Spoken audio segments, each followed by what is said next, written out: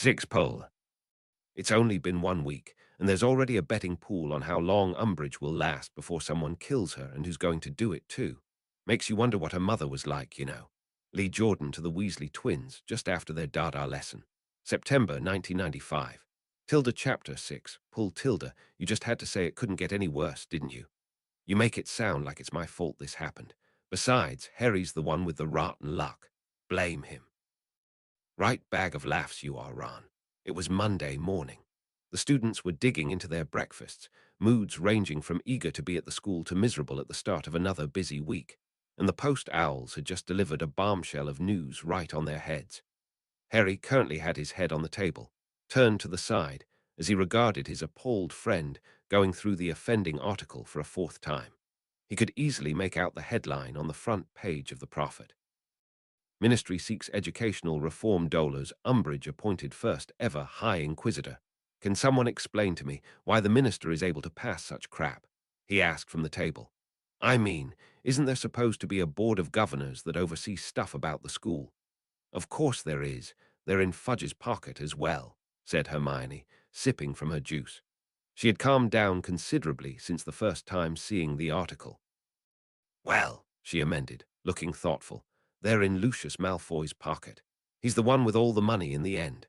It still amazes me how rich they must be to be able to enact such control. They had a clear shot of Malfoy reigning supreme over the immediate area. By now all of the upper years, who wouldn't bend to his political power simply because he was too young, had graduated. It might have been more accurate at this point to just assume he basically ran the whole house. Can you imagine what you could get if you actually had money like that? Said Ron, looking into his goblet speculatively. I mean, forget about that political crap. You could start your own professional Quidditch team and have them all ride firebolts. You could even give them spares. Hermione completely ignored him, while Harry just shrugged. Ron had no idea exactly how wealthy Harry was, and he honestly hoped the redhead never found out. We should be heading to class soon, said Hermione, folding her paper with a shake of her head. She placed it on the table grimly. It's obvious that Umbridge can only observe one teacher at a time, and there are multiple years for her to choose from as well, but it'd be best if we were extra careful, at least until she's finished with them, whenever that may be. I'd rather not give her a reason to get us in trouble. Probably a good idea, said Ron sadly, looking at the remaining food around him. She'll be at History of Magic and get bins fired, or banished. Don't really know how that would work actually. Purified. As Ron grabbed his stuff and began heading out of the Great Hall, Hermione stopped next to Harry, who hadn't moved. Harry, are you all right? She asked. Yeah, I'm fine, Myoni, he mumbled, head still on the table. You go on ahead and I'll catch up, all right? Are you sure? She said with a frown. I can wait. Nah, go ahead and get good seats. I'll get up in a few. Hermione looked like she wanted to argue, but decided against it, patting Harry on the shoulder for a second before heading after Ron. Harry waited until she was gone before dragging the Prophet over to him and sitting up. He had already gone through the article after Hermione first read it. Now his eyes just caught pieces of it. The Ministry of Magic passed new legislation giving itself an unprecedented level of control at Hogwarts School of Witchcraft and Wizardry. Laws to effect improvements at the Wizarding School. How Dolores Umbridge came to be appointed to the teaching staff, revolutionizing the teaching of defense against the dark arts. Hogwarts High Inquisitor. New phase in the minister's plan. Controversial staff appointments which have included the hiring of werewolf Remus Lupin, half-giant Rubeus Hagrid, and delusional Exora Mad-Eye Moody. That Albus Dumbledore is no longer up to the task of managing the prestigious school of Hogwarts. Harry looked up from the article, watching the dwindling students in the hall absently as he let his mind wander. How could things have gotten to such a point? From what he heard, Dumbledore had been able to find a new defense professor every year for decades, as increasingly difficult as it must have gotten. Why was it now that he suddenly couldn't? Perhaps Voldemort's return was causing more problems with the headmaster than he originally thought. Led by Fudge, the ministry would surely crumble once Voldemort began making bolder moves, particularly with so many Death Eaters placed in strong positions in the ministry itself. Lucius Malfoy was likely just the tip of the iceberg on that front. He also couldn't help but wonder if his confrontation with Umbridge the previous Monday had anything to do with how quickly things were happening. 1 week had passed, and Umbridge obtained a great amount of power. Would it stop there? Unlikely, judging from her personality. Getting up, Harry made his way to the entrance hall only to hear an owl's call from behind him. He grinned as he grabbed an errant piece of bacon from a plate, holding up his arm to allow Hedwig a perch. She landed lightly, her talons grasping him firmly but not cutting into his robes at all. "Hey, girl, how was the trip?" he said, holding out the bacon. Hedwig gave a cheery hoot and took the offered snack at once. "I know, I like her a lot too," agreed Harry, walking into the entrance hall. Did she not write back? At once, Hedwig held out a leg which had a minuscule package with a letter on it. It was about the size of his thumbnail. No wonder he hadn't noticed it immediately. "Oh, that's clever." He detached the parcel carefully and held it up in front of his eyes where he could read a tiny Harry on it.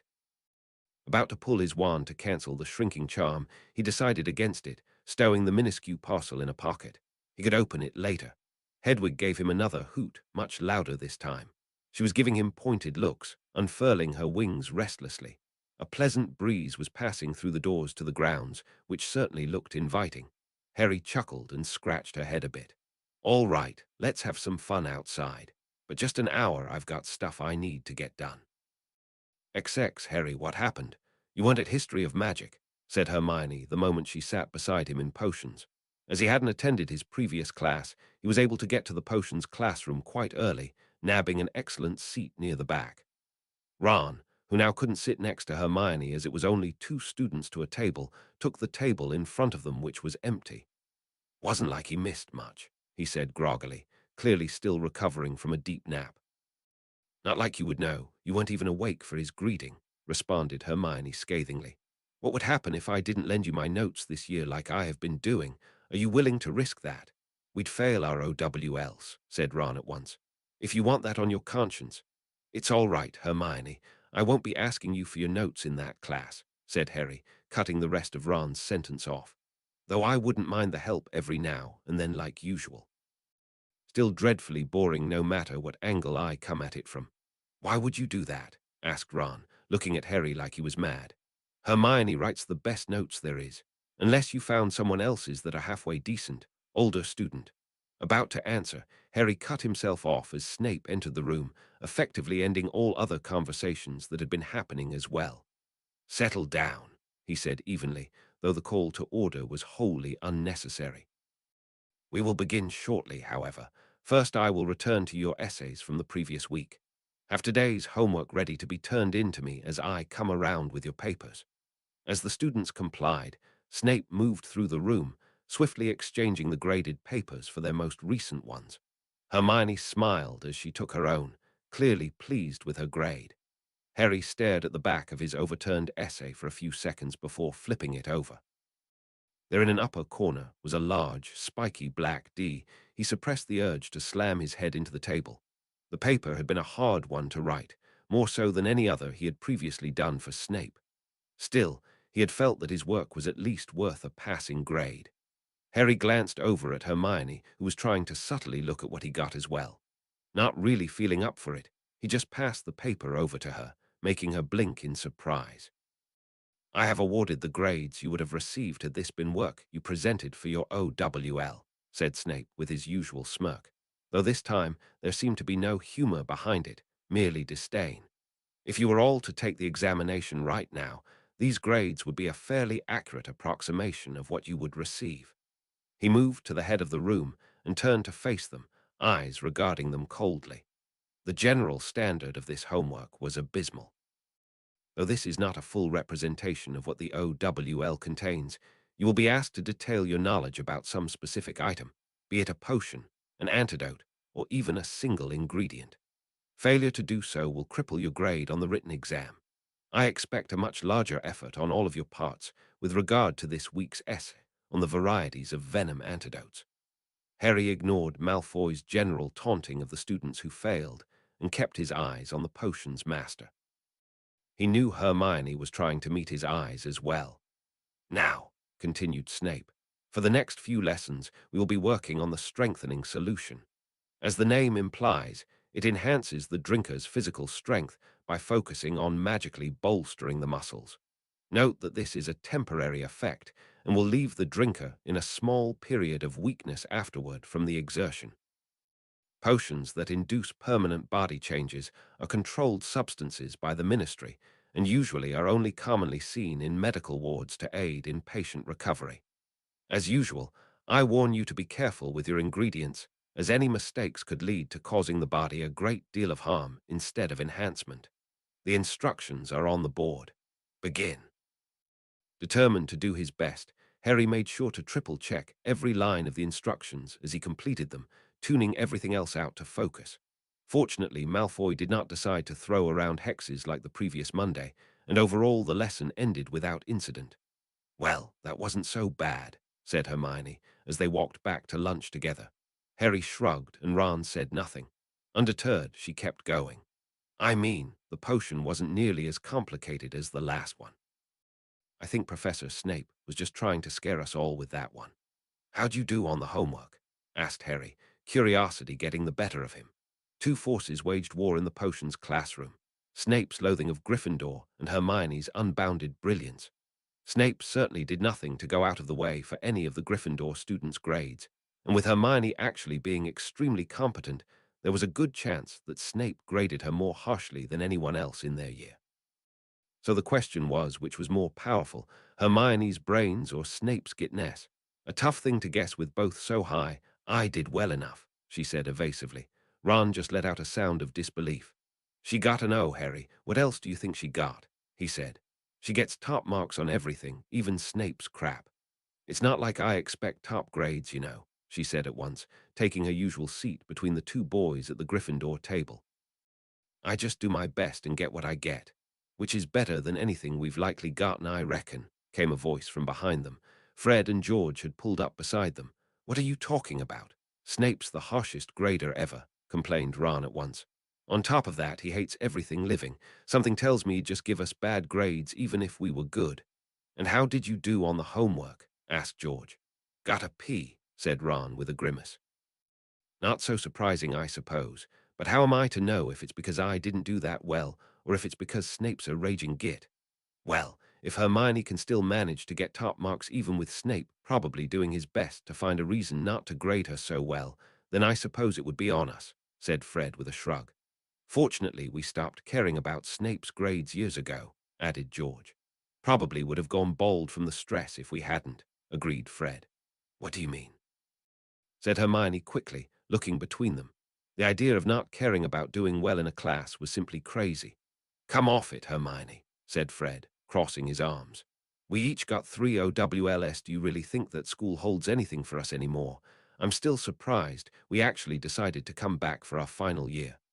In the end, we figured Mum wouldn't be able to handle it if we just dropped out," said George with a shrug. "Not after what's been happening with Percy at any rate. Besides, Hogwarts is an excellent place to do some market research. We won't get a chance like this again." Hermione frowned heavily, but said nothing, exchanging a look with Harry. One of the only arguments between them all year was centered around this very thing. Fred and George were developing more complex and downright incredible items for their joke shop, and were testing them on students in Gryffindor House. Hermione was completely against it, while Harry was more on the side of supporting them. After a long debate, as well as a discussion with the twins, they had reached a compromise where Hermione wouldn't report them to Professor McGonagall for their actions. Basically, it let the twins do what they wanted so long as they made sure to do all the dangerous testing on themselves first and prove to Hermione that anything that was going to be tested with a large group was already safe. "But what are you going to do once you graduate?" asked Hermione, coming back to the problem that she always arrived at when this discussion came up. She was one of the few who actually knew of their post-Hogwarts plans. "If you want to go through with this, then you're going to need so much money to get started. I'm not one to dissuade someone from a dream, but you need to be realistic. That's just a lot of gold to come up with and maintain, I assume, as well." Hermione had phrased her comment to Fred. George had caught Harry's eyes and the subtle shake of his head. He looked pointedly at Ron before resuming his lunch. "Ask us no questions and we'll tell you no lies, Hermione," said George. He nudged his brother. "Come on, Fred, let's get back to the common room. Cheers, you lot." They started walking away before Fred stopped and turned back. Ah, I forgot to mention, we just had an inspected lesson, he said in a quieter voice, getting their attention at once. Charms. After talking to Flitwick for a bit, Umbridge just kind of prowled around and asked questions to some students about how the classes were. It seemed innocent enough, but the way that she was asking her questions really made it look like she was digging for trouble, phrasing things in pretty negative ways. Course, it wasn't really an issue because it was charms, you know. Flitwick's a great professor no matter how you look at it. Anyway, just giving you the heads up. She'll lock onto anyone who will give her dirt whether it's true or not. He gave them a nod and rejoined George, the duo continuing out of the great hall. Bloody fantastic, said Ron, glancing over at the high table. Umbridge was still there, unlike most of the other teachers. Odds were she was going to observe another class after lunch. Classes with the Slytherins are going to be nightmares if she shows up.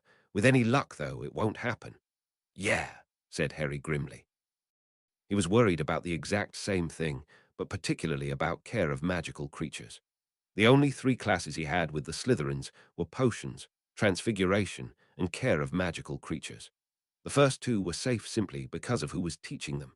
There was no way that Umbridge could threaten either Snape or McGonagall. Hagrid, on the other hand, was not the most tactful person ever, nor did he tend to follow logic that applied to regular-sized people. Things were just too small to the half-giant for him to take them as seriously as others did. Unfortunately, most of those things happened to be lethal, and there was no doubt that Umbridge, bigot that she was, would do everything in her power to get Hagrid the sack. Hermione saw the look that he was giving his food and nudged him. Hagrid, she asked softly. Harry nodded, glad that she understood as well. Don't worry, Harry. We'll make sure he doesn't do anything to put himself at risk with her around. She looked at her watch and then grabbed her bag. Still 25 minutes until fourth period, but I'm going to head to class anyway. Will you walk with me? What? Sure, said Harry at once. Ron, still eating, he said through a bite of food. Swallowing, he continued. I'll see you at defense. I'm going to head out to the pitch this period. All right. Leaving their plates where they were, Harry and Hermione walked out of the great hall, heading up the marbled steps in the direction of the ancient runes classroom. I'm glad Ron didn't come. I wanted to talk to you alone, began Hermione as they finally entered the classroom. It was deserted, as it was still well before the next class. About what? Asked Harry at once. Your essay, she replied, making Harry's mood drop. It's just one paper, Hermione, it's no big deal, he said quickly, waving it away. I don't think so, she said with a frown. Professor Snape isn't grading you fairly. I read your paper during class. It's worth at least an A, maybe even better depending on what they're looking for. He's just weighing the things you do wrong so much more heavily than anything you do right. Really? Harry looked at her in confusion.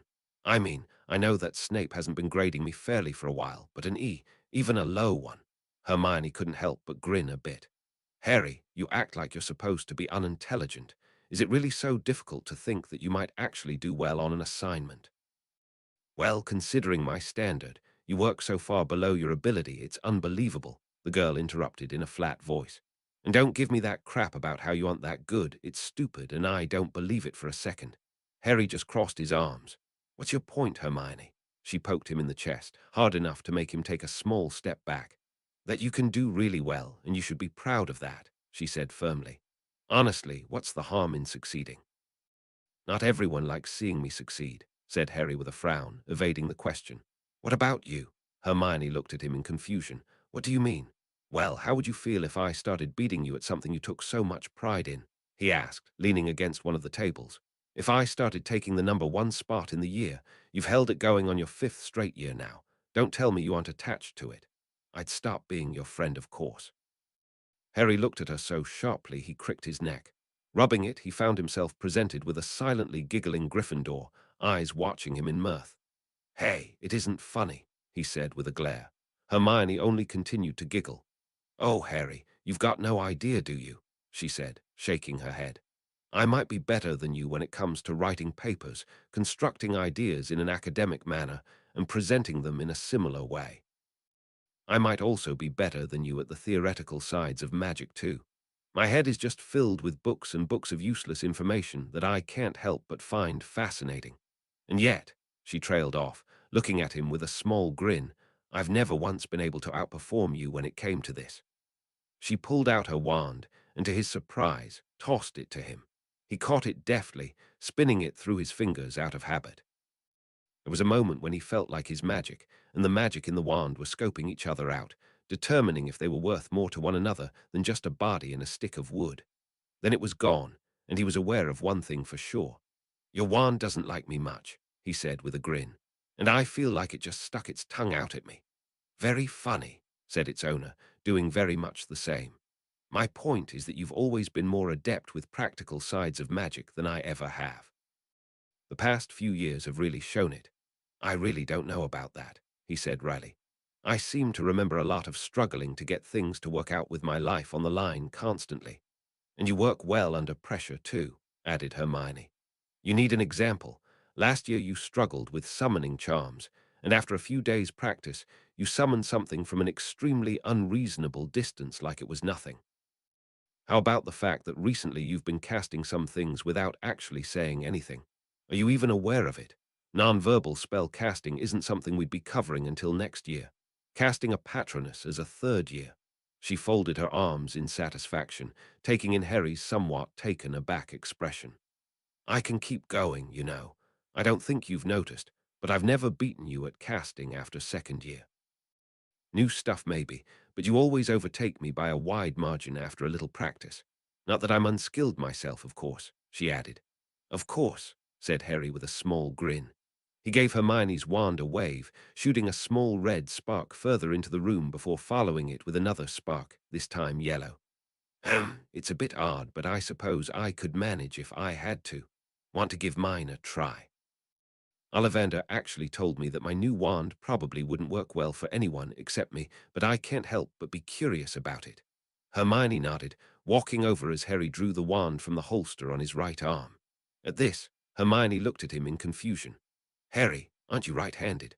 "Oh, I've been practicing casting with my left hand," he explained, holding the dark wand out to her. The red swirls in it were catching the light from the room sharply.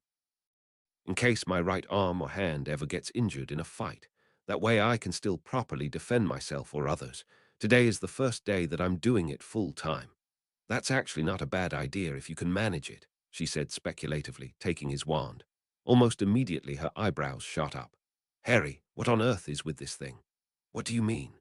he asked, finding her reaction more interesting than anything. He took the wand back from her and put it away, returning her own. She sighed in relief the moment her own wand came in contact with her skin, almost as if it were reassuring her that it was still there. "I'm not sure, it just didn't feel right.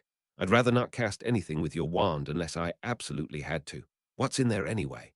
You really want to know?" At her nod, he continued, "It's actually got basilisk venom in it." "Basilisk, are you serious?" "Sure am." "By how does that even work? It's a liquid for one." "And how could wood contain something so corrosive?" Harry just shrugged. "Ollivander's probably the only one who could answer that. Anyway, I should go. People should be showing up soon, I reckon." "All right," said Hermione with a nod, though she clearly wanted to talk more about his wand. "Thanks for keeping me company. I'll see you in defense." Right," he said evasively, making his way out of the classroom, still not looking forward to that chat. Unfortunately, he had barely made it into the hall before someone collided with him, causing them to go down in a heap. X tilde a few minutes earlier, X. "I still don't understand exactly why that works," said Daphne, frowning in confusion. "You're thinking about the runes separately," said Tracy, shaking her head. "The moment they are placed in any sort of combination, you need to consider how their meanings will influence one another and thereby change the overall effects of the cluster. I'll show you on the board when we get there. I understand that it's the changing effects I still don't really have down." "You'll get it eventually," said Tracy with a shrug. "Besides, she broke off as voices floated into the hall. It sounded like a couple people were chatting in the ancient runes classroom and had forgotten to shut the door. "Never once been able to outperform you when it came to this," came a female voice, which they instantly recognized as Hermione Granger. They moved closer and stopped a little outside the door, listening to the conversation. "Your wand doesn't like me much," said an amused male voice, Harry Potter, "and I feel like it just stuck its tongue out at me." "Very funny," said Hermione. "My point is that you've always been more adept with practical sides of magic than I ever have. The past few years have really shown it." Now there was an uncommon occurrence. It was likely that Hermione Granger admitting someone was better than her at anything was something no one had ever heard of until now. "I really don't know about that," said Harry, voice dry. "I seem to remember a lot of struggling to get things to work out with my life on the line constantly." Daphne couldn't help but smirk a bit as he said this. "What?" asked Tracy quietly, looking at her in curiosity. "Well, it is a bit funny how Potter always seems to be in some sort of mortal peril at least a dozen odd times during the school year," she said, chortling quietly. "That's not even counting last year with the Triwizard Tournament. That dragon was terrifying." "Yeah, he does seem to have the worst luck," agreed Tracy, still listening to the Gryffindors talk. "No, that would be you, stuck with him in his detention." Tracy just stuck her tongue out at her friend, catching something interesting in what she just heard. "Did you hear that? Potter got a new wand. I wonder what happened to his old one." "No idea, must have broken it," said Daphne with a shrug, tuning them out in favor of paying more attention to her friend. Maybe it happened in that incident he mentioned. What are you grinning at?" Tracy said warningly. She knew that grin. Daphne's grin just got wider. "Was remembering how peeved you were when Granger went with Crumb to the Yule Ball, and you asked some other Bulgarian just to make yourself feel better," she said, confirming Tracy's suspicion that Daphne was just being an ass. "It was a crush, what did you expect?" shot Tracy indignantly. "Besides, at least I had a date. You ended up going by yourself in the end." Daphne's grin turned into a glare immediately. It wasn't like she had wanted to go alone. She gave her friend a push. "What could I do?" "Nobody asked me," she shot back, hating herself for even admitting it. Tracy just shoved back playfully. "That's what you get for being soulless," she said with a smirk. "Should have thought about that the moment you decided to be eternally antisocial." "Stupid blonde," grumbled Daphne, turning her back on her friend. Tracy just grinned before giving Daphne a big shove just as a person emerged from the room. Wah! They went down in a heap, Daphne on top, Harry on the bottom. It took all of Tracy's self-control not to burst out laughing. She looked over at the door to see Hermione emerging, watching them in a mix of concern and amusement, her eyes flickering to Tracy for a second. "Harry, you all right down there?" she asked. Harry said nothing while Daphne groaned a bit, pushing herself up slightly. "Damn it, Tracy, you prat," she said in annoyance, rubbing her head, eyes still closed. It hurt savagely after colliding with Potter's own head. Thankfully, she was better off than he was, as he potentially might have hit the back of his head on the stone floor as well. "I'm sorry, Daff. I didn't mean to make you fall," apologized Tracy, giving her friend a sheepish look. "Got a bit carried away."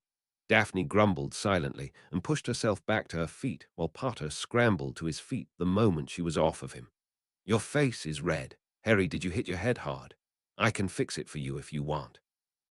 The irritation he felt at Hermione's words was quite plain on his face.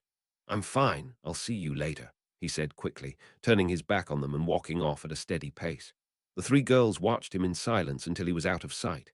Hermione just shook her head and turned to go back into the classroom before stopping and looking over at the other two. They were staring at her, completely baffled. "What?" "Nothing," they said together. Daphne winced as her head throbbed. "I'll take care of that for you. I didn't mean to chase Harry away before I could fix him up either," said Hermione, pulling out her wand. She lightly tapped Daphne on the head, saying clearly, "Allevo."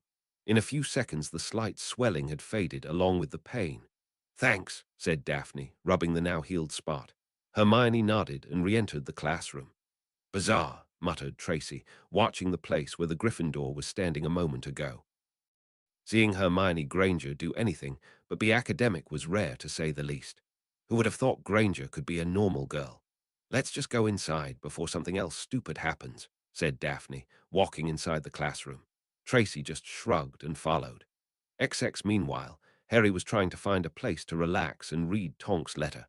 Poking his head into a classroom and finding it blissfully empty, he ducked into the room and locked the door with his wand. Not very secure, but it would do for the time being. He pulled out the tiny parcel Tonks sent him and returned it to its normal size. Leaving the wrapped package alone, which from the feel and weight he assumed was a book, Harry sat on a desk and flipped the letter over to find words that he hadn't seen before. Silence the room. Feeling a sudden sense of dread, Harry quickly silenced the door and finished with a weak privacy ward he didn't have much practice in. No sooner had he done that did the letter begin to grow hot, forcing him to drop it on the next desk over. He watched as the letter began to smolder, and eventually the envelope burnt away, leaving a very red letter behind. Oh, you've got to be kidding. While the letter righted itself and folded neatly into the shape of a mouth, Harry braced himself. "Hey, Harry, how's it going?" it said in a totally conversational voice. Harry just watched the thing, slack-jawed. "I was actually planning on shouting at you for getting yourself cursed on day one, but I got over it by the time I ended up writing this and decided against it. Pretty damn pissed at my dear cousin as well, but he'll get his later. I was so close to sending you a howler, you have no idea how worried I was.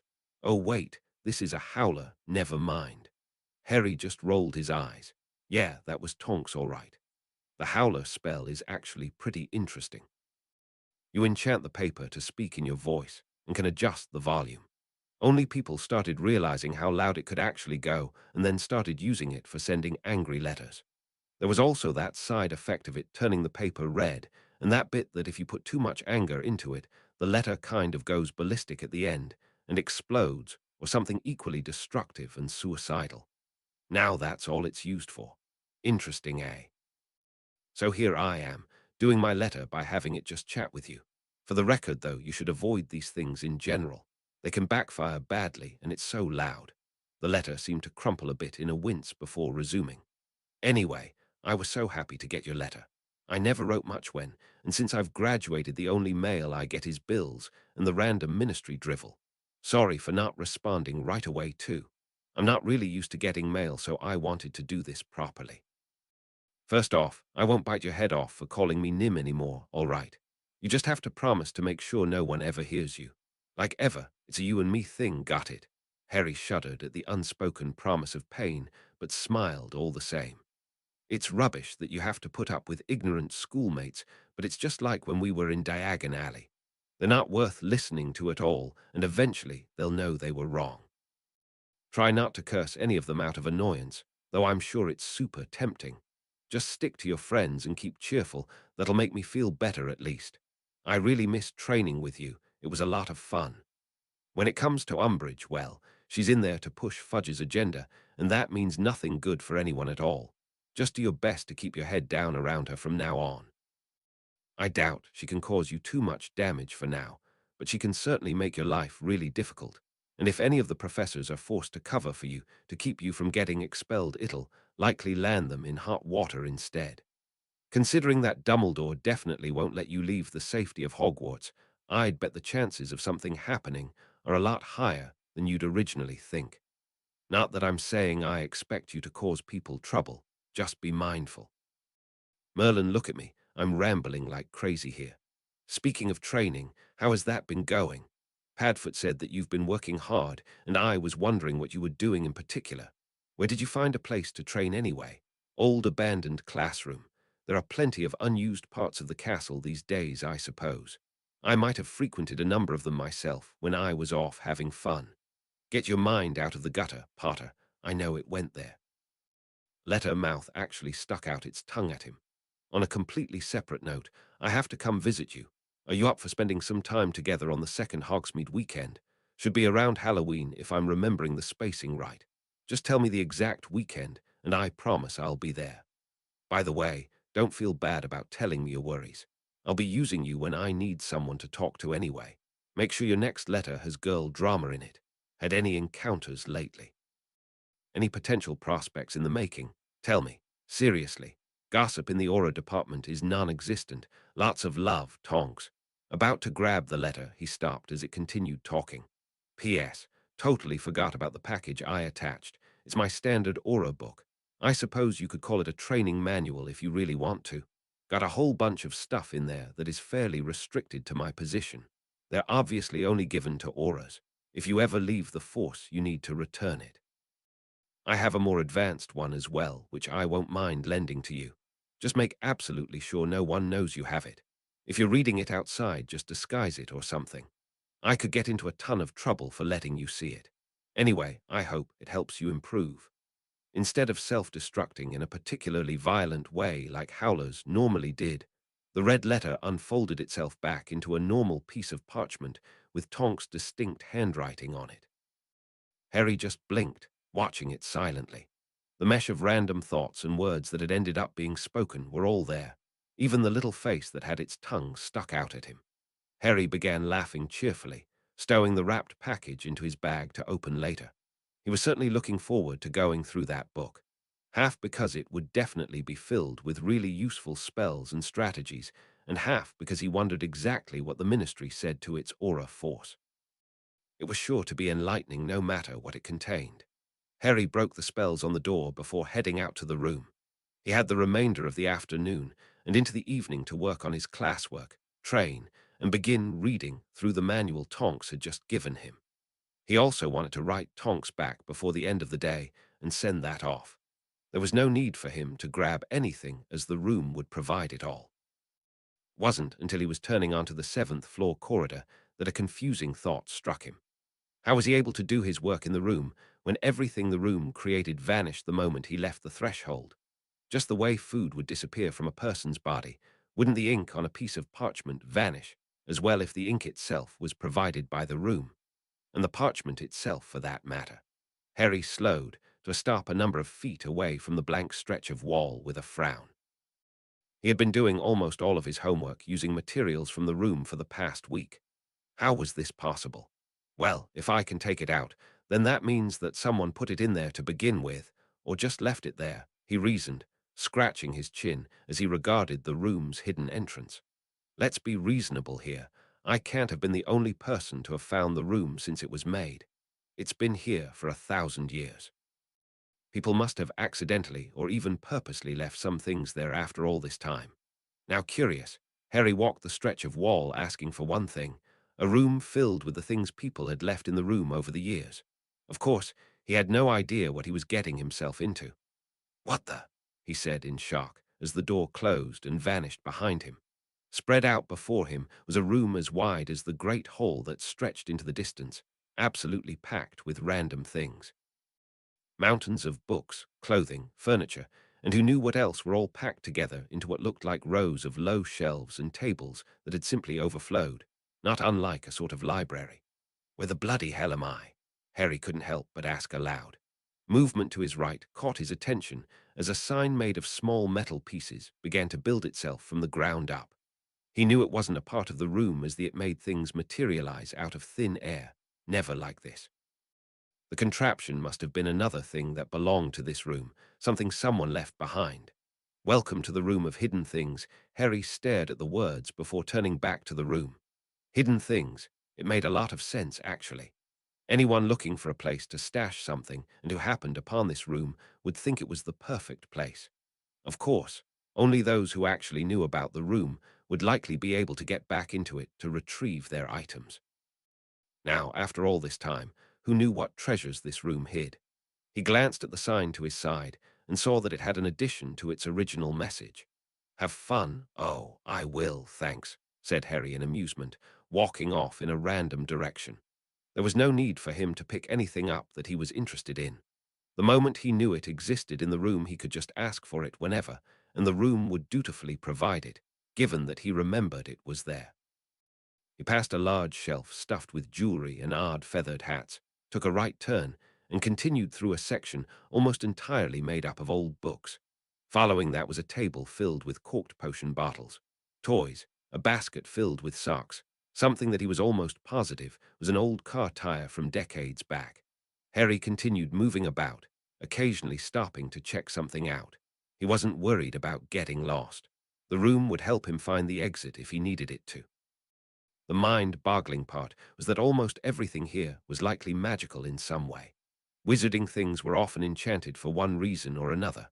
A ring that would grow slightly warm when close to poisons. Glasses that could see through certain materials. Clothing spelled not to rip or tear. Tools spelled to never wear. Books charmed to last for centuries. And he had absolutely no way of determining what any of this stuff had been enchanted with. Honestly, it made walking around the room more than potentially dangerous. There were no doubt harmful things in here, which brought him back to the reason he was still wandering around, looking at things closely. There was something here. He could feel it, almost like a pull at his whole body. Or was he pulling at it? It was so faint, but it was certainly something. A familiar something, though he couldn't place it. He moved through the aisles carefully, not wanting to possibly miss what could be causing it, his eyes passing over item after item. A right turn, a left, then straight. He was getting closer. It was stronger now, and there it was, less than 10 feet away. Harry froze as his eyes rested on what was without a doubt causing the strange reaction. It was a sort of tiara, resting in an open blue felt box next to a chipped bust of a particularly ugly warlock. Slowly drew closer, the air seeming to become thicker, heavier almost. As he moved forward, he could make out more about it. The tiara was certainly old and faded, very much so, but it seemed to be made of a mixture of something that looked gold at one angle and silver at another. There was a large oval sapphire at its heart, and an eagle's head protruding from the top, looking to one side. Harry suddenly realized that the entire front of the tiara was actually the bird's wings spread wide, 2 feet away. He blinked. When had he gotten this close? It was still calling to him. No, he was calling to it. He had to be, so close now. Words were inscribed onto the bottom. Wit beyond measure is man's greatest treasure. But wait, wasn't that? Half a foot. He needed to touch it, grab it, seize it, take it back. Harry suddenly wrenched his hand away from it so harshly he fell back into the table behind him, sending a host of random objects scattering. He was breathing heavily, as if he had just sprinted as hard as he could. He pushed off from the table and tried his best to stand straight upright, his eyes finding the tiara almost at once. There was a darkness about it now, like it had developed a second skin, distorting its image to his eyes. And he wanted it. It belonged to him. But he'd never seen the thing before in his life, so how was that even possible? A sharp pulse moved within him, making him gasp. Gah! He staggered, falling to one knee as he used the table's edge to keep him from falling flat on his face. His whole body was searing hot, so much so that it was a wonder he wasn't burning fingerprints into the wooden surface. Hissing in discomfort, he pushed himself away from the table forcefully, causing himself to trip backwards into the shelf behind. A number of items tumbled to the floor, but Harry barely paid them any mind, eyes still fixed directly ahead. There was the tiara, sitting in the blue velvet box, looking as innocent as a newborn. He could still feel the mutual pull between himself and the thing, begging to be brought together. What the hell had happened to him? The sapphire seemed to gleam in the light of the room. There was despair, and Harry couldn't tell if it was the tiara's or his own. Using the shelves to steady himself, Harry forcefully moved off around a bend at least few dozen feet away from the tiara, where he found a door to what he recognized as the room he used to study in.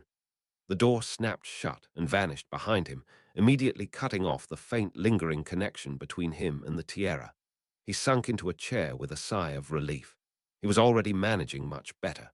Dangerous. The tiara was incredibly dangerous. What would have happened if he had actually touched the thing? Would he even have survived? And those words, wit beyond measure is man's greatest treasure. Harry knew those words well. Luna often sing-songed them lightly whenever someone mentioned her house within earshot. As far as what their significance to the house of Ravenclaw was, however, Harry had no idea. He would ask Luna about it the next time he saw her.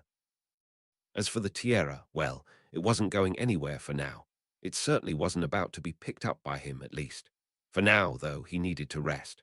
Roman 20 hours later saw Harry joining the remainder of the Gryffindors for dinner. It was just after sixth period, which meant the main classes for the day were all over. Only astronomy and the occasional makeup class happened later than that. The moment he entered the great hall, his eyes locked on probably the last person he wanted to deal with at the moment. Hermione was giving him a glare that promised a stern talking to. Sighing, he walked over to her and took his seat at her side. "Harry," she began dangerously. "Yes," he replied, regarding her with the same look she was giving him. He still hadn't forgiven her for teasing him right after lunch in front of the Slytherin girls. "Don't be short with me." "Why weren't you at History of Magic or Defense Against the Dark Arts today?" she demanded. "You weren't at the last two as well." "That's right, mate. You haven't been to Divination either. I've been forced to suffer alone," added Ron, taking a bite of his meal. Hermione turned to Ron in surprise before rounding on Harry with an even more menacing look on her face. Harry just threw Ron an ungrateful look. "Divination, too," she said sharply. Harry watched Ron blink at Hermione a number of times before taking his plate and moving a number of spaces in the other direction, not wanting to catch any of her ire. "I have better things to do than go to any of those classes," he said flatly, adding some food to his plate before taking a bite. "You, Harry, what are you saying? You can't just skip class." "Technically, it's not skipping if I don't ever go back," he muttered. "What?" "Just drop it, Hermione. You won't get me back into those classrooms, no matter what you say." Hermione looked at him as if he had lost his mind. "Harry, you are a prefect. You're setting a horrible example for the other students," she argued. "Just because you don't like a class doesn't mean you can just choose not to go." "If I actually thought that way, I would have stopped coming to potions years ago," Harry countered. "It's not the same thing at all. Why should I give any kind of effort when they don't even have the decency to respect me as one of their students? Umbridge, though, that's a whole different story altogether. I'm never going back."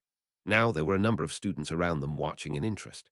Harry narrowed his eyes at them, and they quickly busied themselves with other things.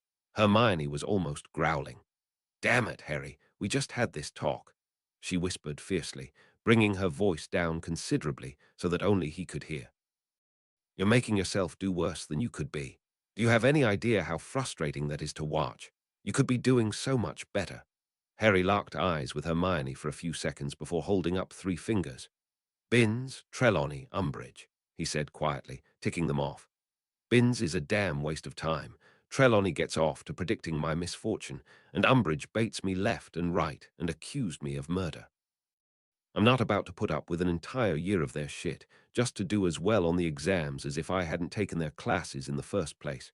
2 words, Hermione. Fuck that. Hermione just blinked at him in shock. "Besides, I might be actually skipping history of magic and divination, but I was actually kicked out of defense." Silence. Then, what? Hermione was out of her seat, radiating fury. Harry quickly dragged her back down and kept a tight grip on her arms so she wouldn't do anything crazy. That, she stuttered in rage. "Hermione, relax," Harry said quietly. "It was McGonagall's idea." It was," she said in confusion, now taking more even breaths. But, Harry let the word drag out, the corner of his mouth curving up. "Oh my, how clever of her," Hermione said softly. "She's protecting you and giving that vile woman what she wants at the same time." Her eyes narrowed in what could only be seen as a heavy amount of annoyance, and effectively giving you free periods. "5 points to Gryffindor, Miss Granger," he said with a grin. "Potter." Unknown to both of them, the star of their conversation had approached them from the staff table. "Yes, Professor," said Harry at once. "Finish with your meal, then head straight to the Ancient Runes classroom for your detention," she said sternly. "It's nearly 8. Harry glanced at the staff table and saw Umbridge looking at him with a small, satisfied smile on her face, one she always wore when seeing him get punished. Damn, she pissed him off. Would it really be too much for the universe to just offer? "Ah, right, I'll leave soon. Also, Miss Granger, refrain from outbursts like that in the future." "Sorry, Professor McGonagall." And she left them, continuing down the table and finally out of the hall. "How have the detentions been going?" asked Hermione. "You still have quite a few, right?" "Yeah, they've been all right, I suppose," he answered, noncommittal. "Honestly, the worst I have to deal with is scowls from Davis." "From our year," Hermione said in surprise. "Is she in trouble, too? With the amount of fun she has, doubt it." He stood up, pushing his plate back a bit. "All right, I'll see you later." Roman 20, Roman 22 more weeks passed, just as uneventful as the first had been. Fifth years were piled high with work, as they had been promised, and Harry was actually coping all right. The extra time from his skipped classes was a godsend. Some went to training, some to Quidditch, and the rest went to trying to spend time with his friends, particularly Luna, who he now took to spending Saturday evenings with. They always managed to find something interesting to get into on their exploration of the castle, even though Harry knew the place like the back of his hand from the Marauder's map. The only thing that bothered him was that despite having met the girl less than a month prior, he was likely the best friend she had. The way that the other students in general treated her was less than kind, though Luna apparently had no issue with it whatsoever. It was mainly the reason he hadn't cursed anyone yet. As far as the tiara went, Luna ended up being precisely the person to ask about it. "Luna," Harry had said, as they wandered close to Hagrid's hut on a Saturday. There was no real danger with them being out late near the forbidden forest, simply because if anything dangerous came even remotely close to them, he would be warned. There were always snakes around, even when he couldn't see them. I came across something that was really interesting, and I thought you might know a bit about it. Oh, she said in interest, her eyes not moving from the newly emerging stars above them. I was reading a history book when it mentioned a tiara with some words on it. Ones you say all the time about Ravenclaw, he lied. He was glad that Luna wasn't watching him. He hated not telling the truth to his friends, even when he didn't really have a choice about it. Besides, he wasn't a very good liar to begin with against certain people, least of all to Luna. Have you ever heard of something like that before? Wit beyond measure is man's greatest treasure, she sang lightly before turning to face him. You're talking about the lost diadem of Ravenclaw. The lost what? Diadem. They mean the same thing, she clarified. It's a very famous item that belonged to Rowena Ravenclaw. It's supposed to make whoever is wearing it wiser. Unfortunately, no one knows where it is. Hence the lost part, I take it, said Harry with a grin, making Luna bob her head a bit, blonde curls swaying. Even though it's lost, does anyone know what it looks like? Oh, sure, all the Ravenclaws do at least, she replied with a nod. There's a statue of Rowena Ravenclaw in our common room that has her wearing it. The front of it is an eagle with its wings spread out, and there's some kind of stone in the middle of it. I assume the real thing is quite beautiful. So, not something that would make anyone who got near it go bonkers then, huh? Luna just shook her head and returned to her stargazing. It was still fairly early to see anything decent, but the brighter ones were at least visible. Harry, on the other hand, was looking at the ground in thought. So the tiara was actually a diadem, and that diadem was actually Ravenclaw's diadem. That in itself was fairly incredible. He had literally just happened across a belonging of one of the founders. Still, it was highly unlikely that the diadem was originally made to cause the reaction it did to him earlier, and after living at Grimmauld Place for a little over a month, he was sure that there could really only be one explanation. The diadem was cursed, badly. He would leave it where it was until he knew what exactly to do with it. Regardless of what it had done to him, it belonged to a Hogwarts founder. There was no way he was just going to leave it to be cursed forever if he could help it. After one full week, Hermione had finally dropped the subject when it came to Harry's skipping classes. Instead, she saw fit to quiz him on the history of magic topics at the end of each week, as he had no issue with defense against the dark arts. It was annoying, but at the same time, the more responsible part of him knew it was useful in keeping him from falling behind on his reading. Actually, keeping Hermione more focused on his academics than not was a pretty good idea, as she had less time to do anything else to him, like tease him about girls. His developing slightly more than friendship with Cho was often a popular topic during their prefect patrols. So far, they had done 2 midnight shifts and 1 graveyard, during which Hermione had actually nodded off against him while they were relaxing on a staircase and watching the Marauders map for any signs of students in the halls. She was working immensely hard on her schoolwork, not to mention doing her best to keep Ron afloat. It really wasn't until Harry had started becoming more responsible about his work that he saw exactly how much Hermione had done for them in the previous years. There was no doubt in his mind that they would have flunked without her, or at least got a very rude awakening at a certain point. But now Harry was acting almost completely independently, getting his work done on time and without much issue. His training had only gotten better as he finally settled into a good routine. Physical exercise and movement in the mornings and early afternoon, followed by heavy casting and research late into the evening.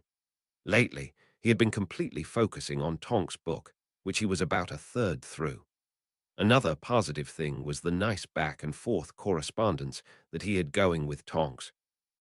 Since the first letter she had sent back with the Aura training manual, they had traded 4 more between them, the first of which said that he would very much like to see her at Hogsmeade any time she could make it out there. He really did miss her a lot. Unlike Sirius, communication with Tonks was strictly about anything but Voldemort, the Order, or the like. Letters were far too risky to trust such information in, regardless of whatever security measures were taken, so it simply wasn't talked about. This suited Harry quite well, though, as that was probably the last thing he wanted to talk about to begin with.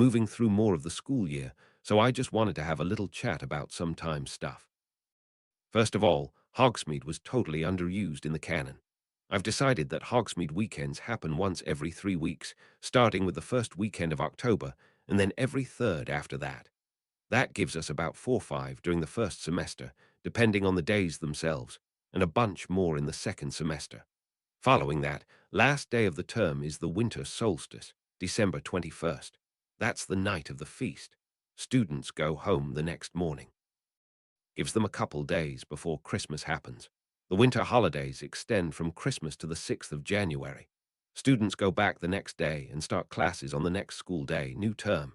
That's how I'm doing it, and that's the kind of feel I get from the books. 2 weeks-ish. Just a tidbit from behind the scenes. As usual, thanks so much for reading and sticking it out with me through this journey. We're only just getting started, and there's so much to be revealed and work through. Christmas is where it really cracks, and will be there before you know it. Anyway, please let me know what you think. Leave a review with your thoughts. I'll answer any questions you ask. 7. The Lion and the Snake. There are 3 reasons why I'm still single after all these years, and they all start with W and rhyme with Hairwolf. Stop asking me, Albus. A disgruntled Remus Lupin to Albus Dumbledore, the 3 broomsticks. Early summer, 1993. Tilda Chapter 7. The Lion and the Snake. Tilda. Harry let out a happy sigh as he stepped out of the carriage into the staging area just outside Hogsmeade. The village was already filled with students, eager to do some shopping and let out some energy in general. Of course, they only made up a fraction of the random people that dotted the streets. Hogsmeade was nearly as popular as Diagon Alley as a place to go, particularly as the snows became more of a seasonal thing.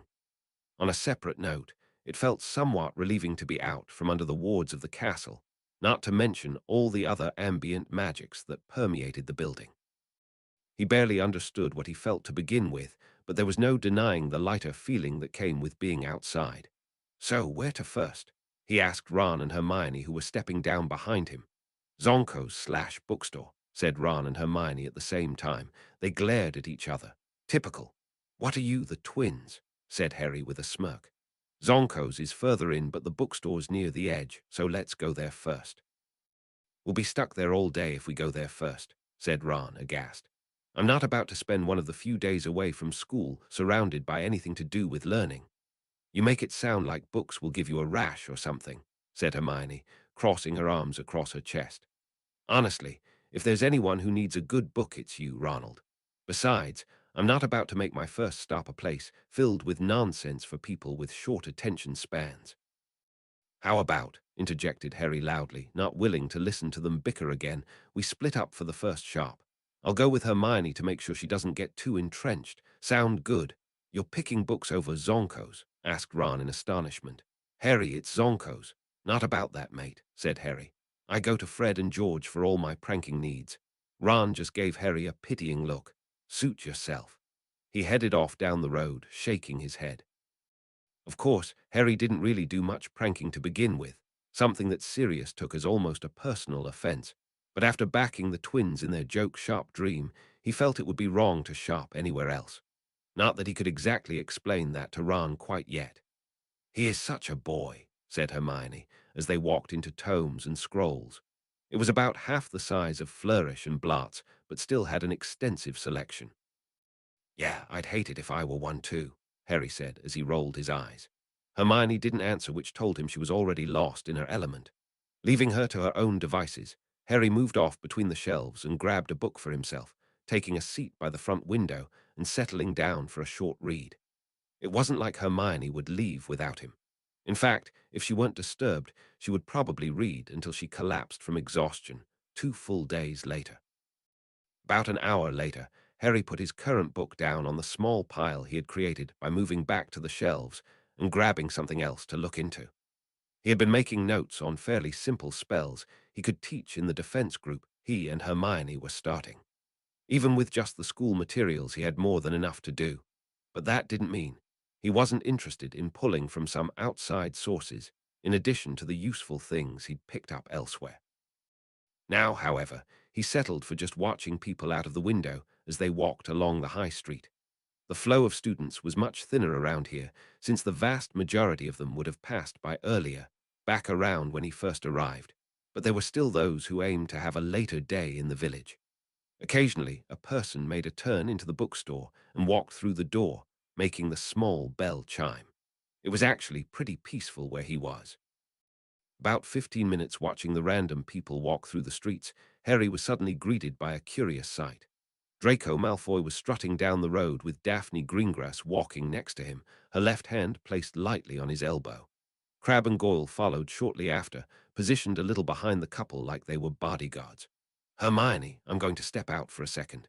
You going to be okay here? MHMM, she said absently, turning a page idly. Harry couldn't help but grin at her. Keep an eye on her for me, would you? he asked the storekeeper, an aged wizard who had very fuzzy eyebrows. He smiled and gave a short nod. Hermione was a frequent customer of his. Harry walked out of the shop and immediately fell into step-aways behind the group. They paused, and he moved to the side of the road, leaning on a building lazily. A quick exchange between them, and they entered the shop to the right, Crabbe and Goyle following them in. Wanting to get a better look, he moved to the opposite side of the street and made his way so that he was now facing the shop where, glancing to his left, he was met with the second odd sight of the day. Admittedly, this one was far more amusing. XX, do you have any idea how obvious you are behind that newspaper? Came a voice to Tracy's right, startling her enough that she gave a small jump. Harry Potter was standing a couple of feet away, leaning against the same building and watching her with an amused grin.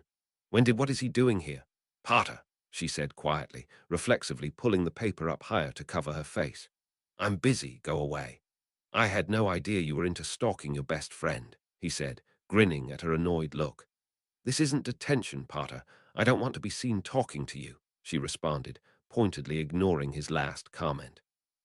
Assuming someone in this crowd actually cares enough to look, Potter responded blankly, waving a hand around at the people who indeed were wrapped up in their own days.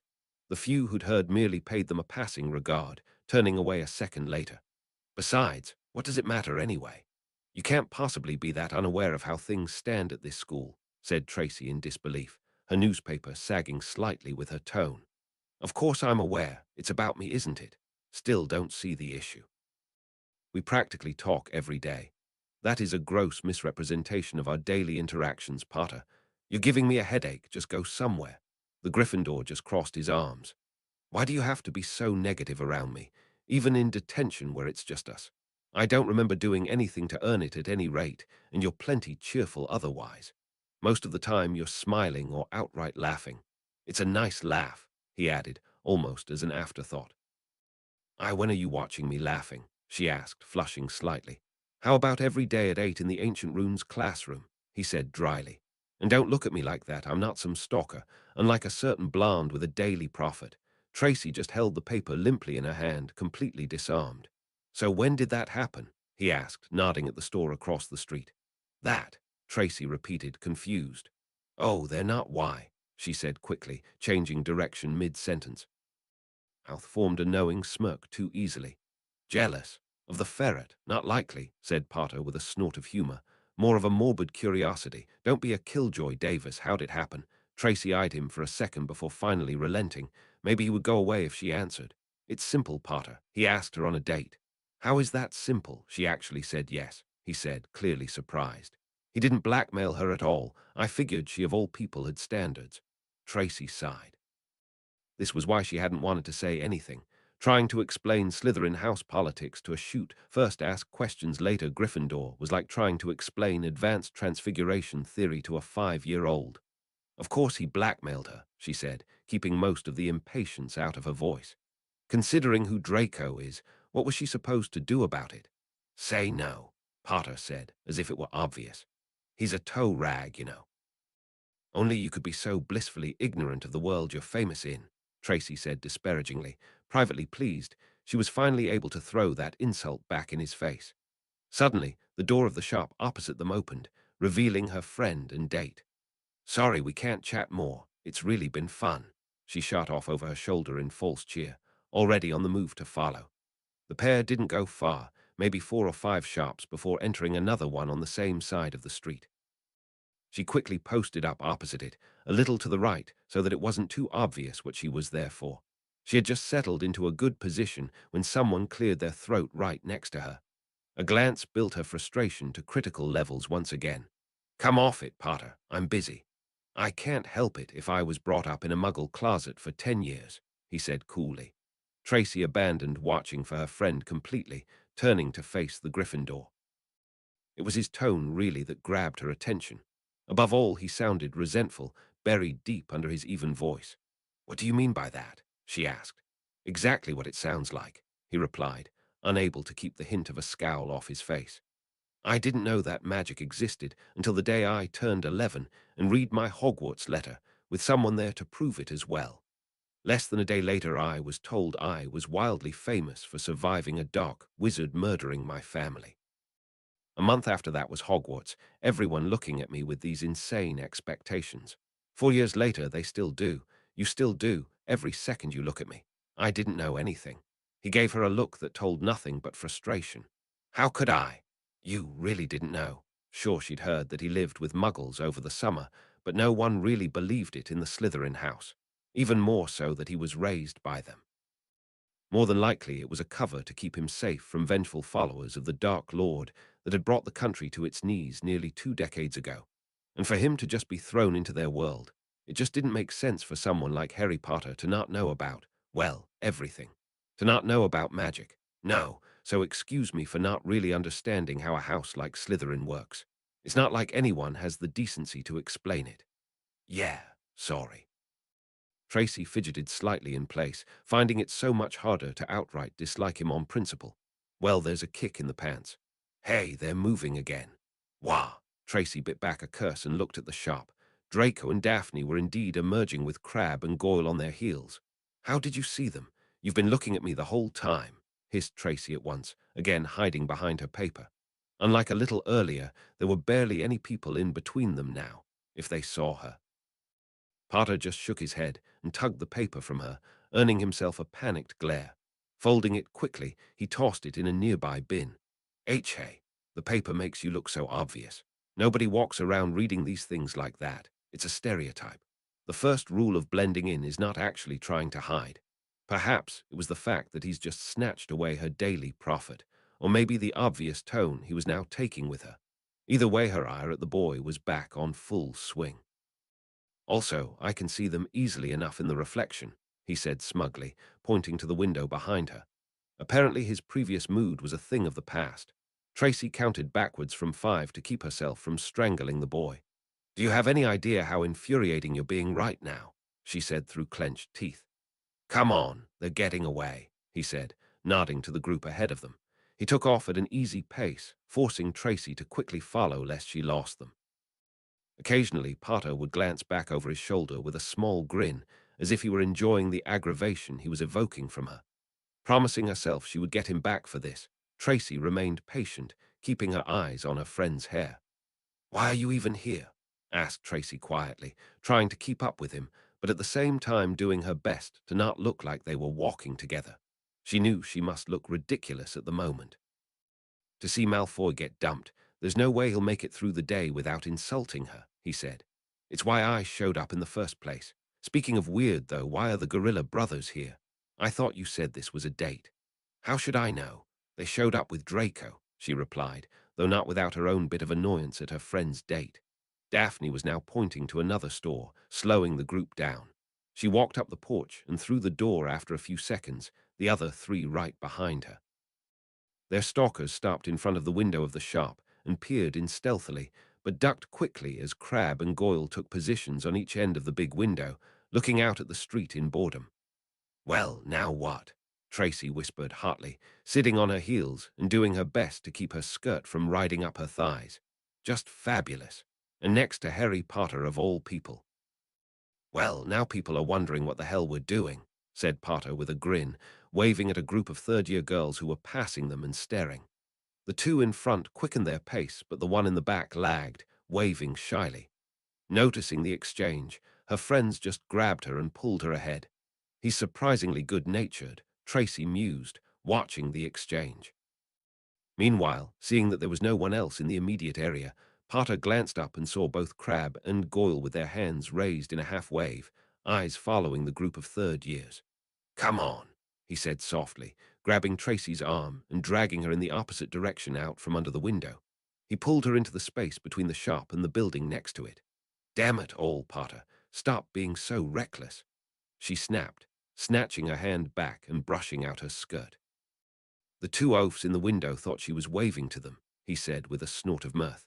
He paused, considering her for a moment before asking, So, what else were you planning to do today, apart from more sneaking around? He added, getting an eye roll out of the girl. Some shopping, I guess. But what does that? Ah, Tracy backed against the wall behind a barrel quickly as a loudly complaining Draco and the rest passed them, heading back to the main street. Once they were gone, Tracy poked her head out of the alleyway and watched them. She should be heading to Scrivenshaft's next, she said to herself, mentally double-checking the plan.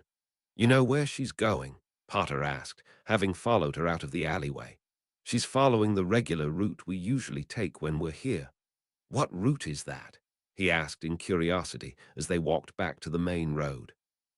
Supplies shop, souvenir shop, that odds and ends shop we were just at, quill shop, robes, bookstore, jewelry shop, 3 broomsticks, she rattled off quickly. Well, we don't always go in that order, but it usually happens that way, and I doubt she'd do anything new for him. Sometimes we go to Honeyduke's after that if we're in the mood for sweets. Then we just wander around, or sometimes check out the train station or the Shrieking Shack. As for this, though, I think the date is going to end at lunch. I hope so for her sake. I still don't know why she hasn't ditched him yet, said Potter with a frown. I mean, she seems pretty prideful to me.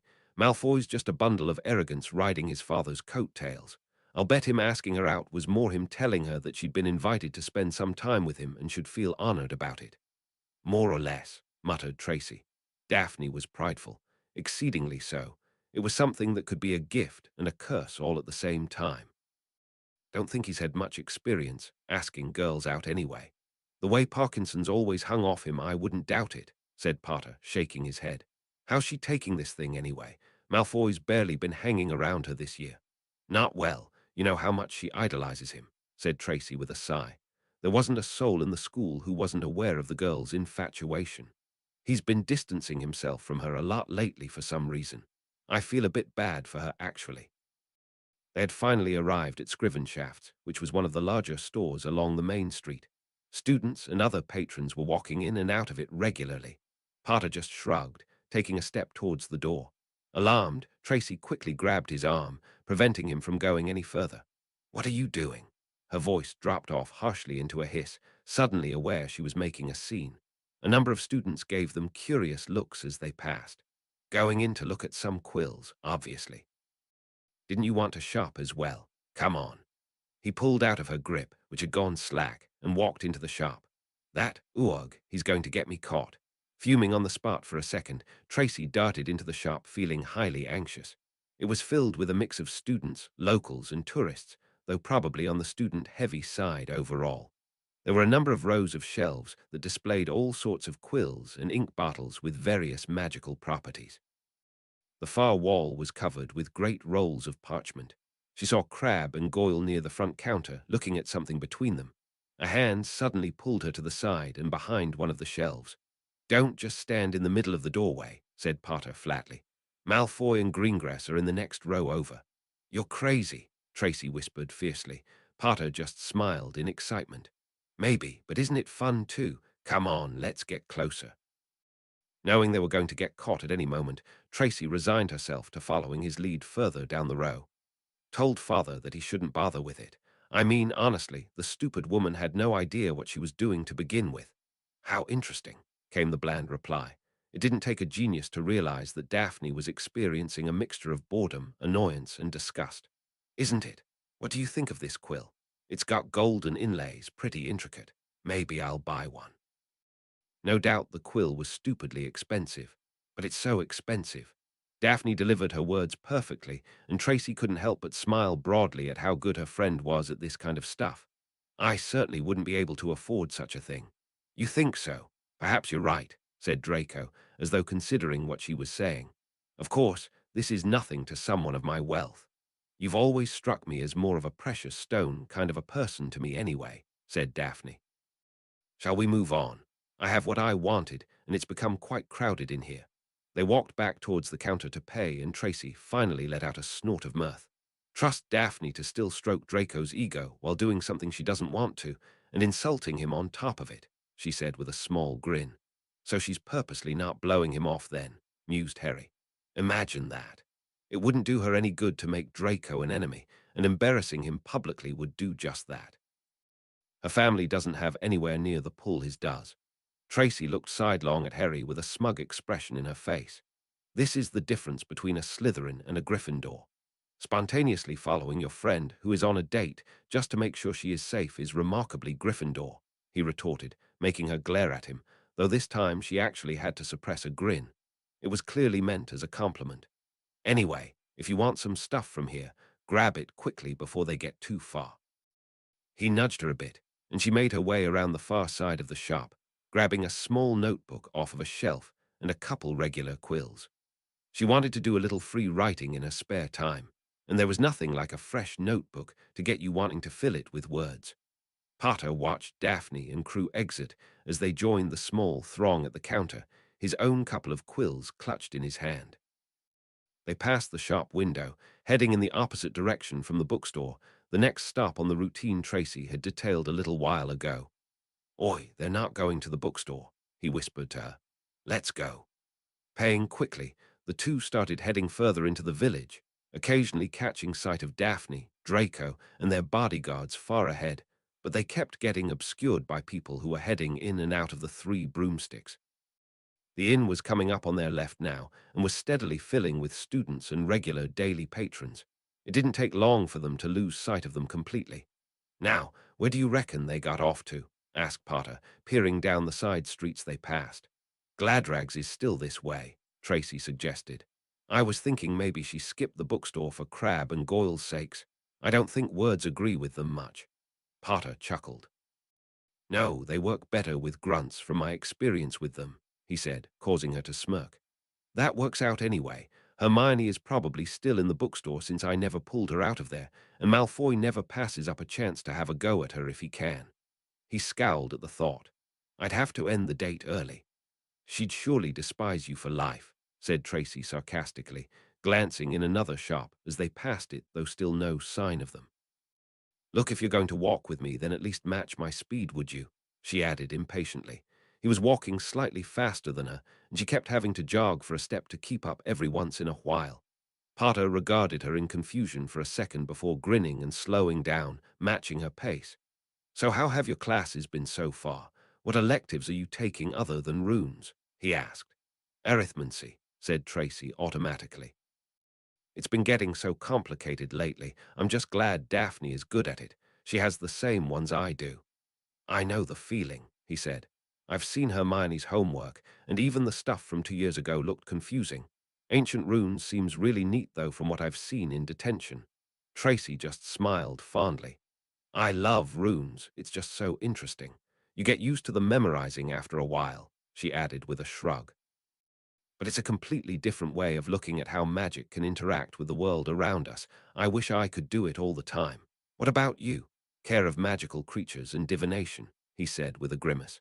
"I've liked Care of Magical Creatures, even when Hagrid shows us crazy stuff, but divination is a load of bull. I've stopped going to it altogether." "You're completely skipping a class." Tracy looked at him in shock. That was unheard of, really.